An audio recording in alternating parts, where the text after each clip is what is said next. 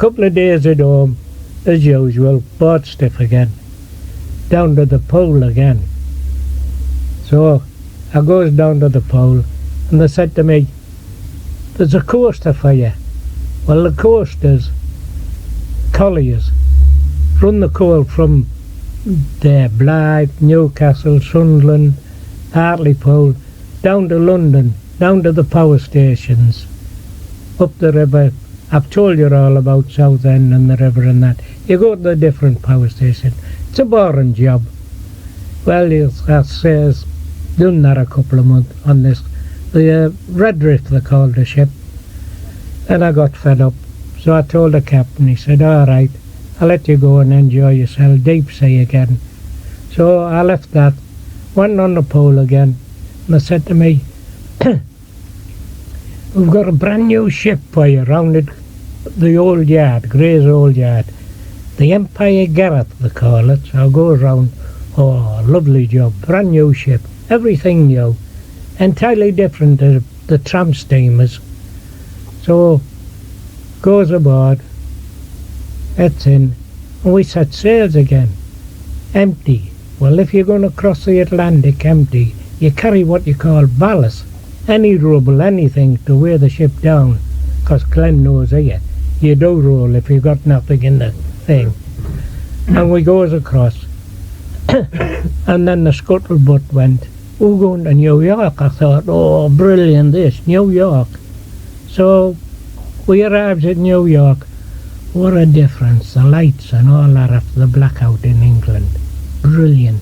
Passes the famous Statue of Liberty, passes Staten Island, then the pilot boat come out. Said, you're not going to New York, you're going across the bay into New Jersey, Newark, New Jersey. Oh, I thought, oh well, that's fair enough. So we goes into this Newark, New Jersey. We're going to load timber. I thought, oh, timber will go back to Hartlepool. Well, you never seen nothing like it in your life. We went alongside another day, stacks of timber, and along comes a machine, like a daddy long legs.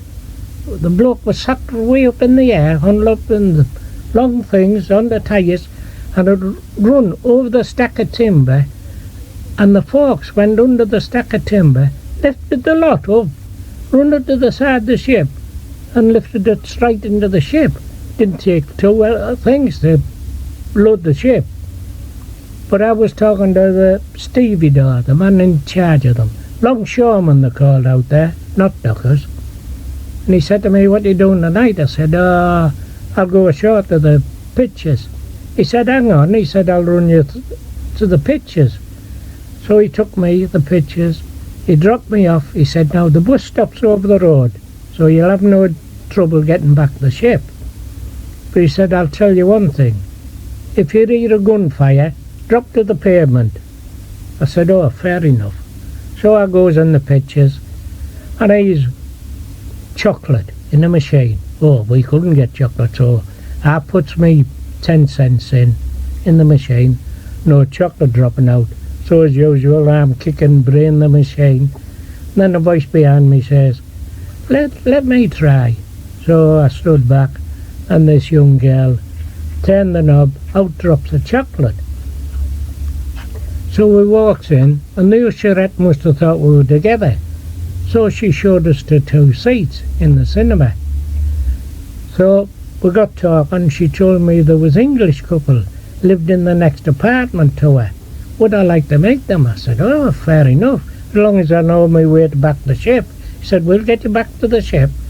So I goes home, and I meets this couple that went out after the First World War out there. And he was the head electrician in a plant that made these dried eggs. Everybody knows about dried egg during the war. When you couldn't get fresh eggs, you used dried egg. Well, Mr. Mall, very fine couple. They had a lad called Bob and a girl called June. Used to go to Harrison High School. So I met them and told me any time I was anywhere in the vicinity to visit them. So they took me back in the car to the ship, and then they used to come and pick us up. This lasted a week while we loaded the timber. We loaded the timber, It was on the deck and all, stacked high. Well, timber's very light, so the ship didn't take much draft water. So they said we were going up the East River, in between Manhattan and Brooklyn, right away up the Cape Cod Canal. And we went through the Cape Cod Canal and scuttled from there up to Halifax, Nova Scotia. We formed the convoy again, set off again. As usual, there were the usual singings and that. I won't go into the details.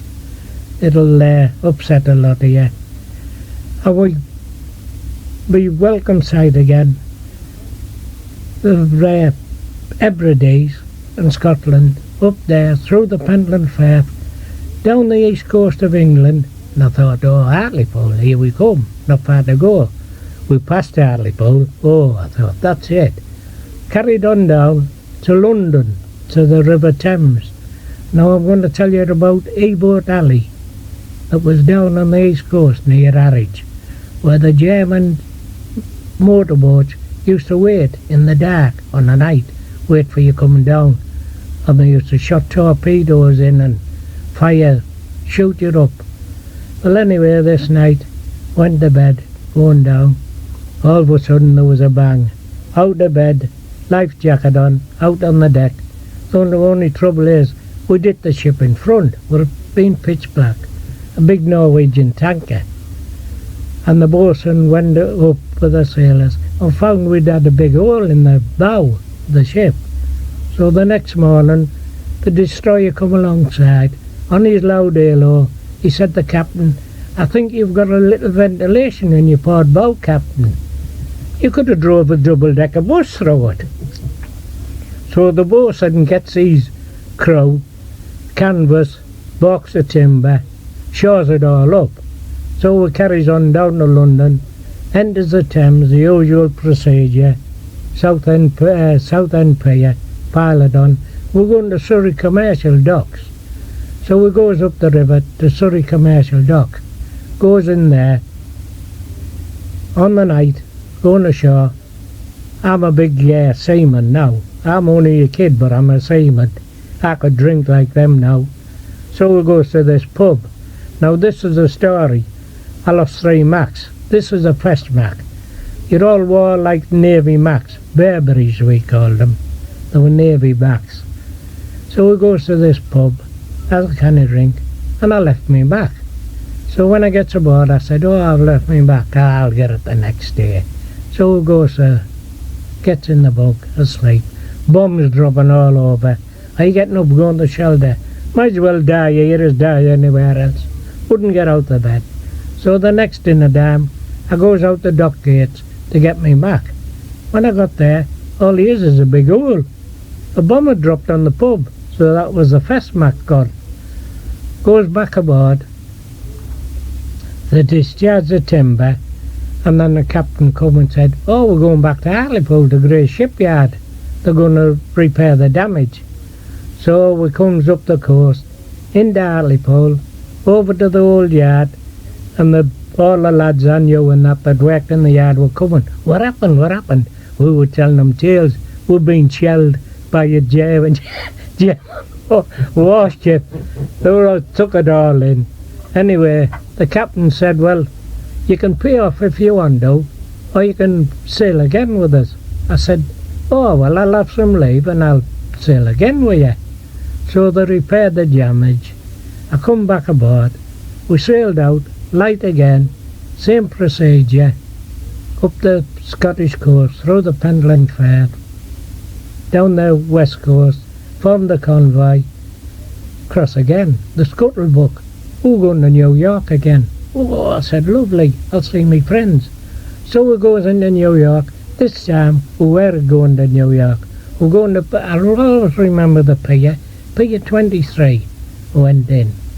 And alongside it, on the other side of the dock, was the Normanby, the big French liner, like our Queen Elizabeth and Queen Mary. Big French liner, the pride of the French merchant navy. So they start to load the cargo, general cargo it was, So I went ashore, visit my friends, and I come back on the night. And when I come back, there's police cars, fire engines, and all sides outside the entrance of the dock.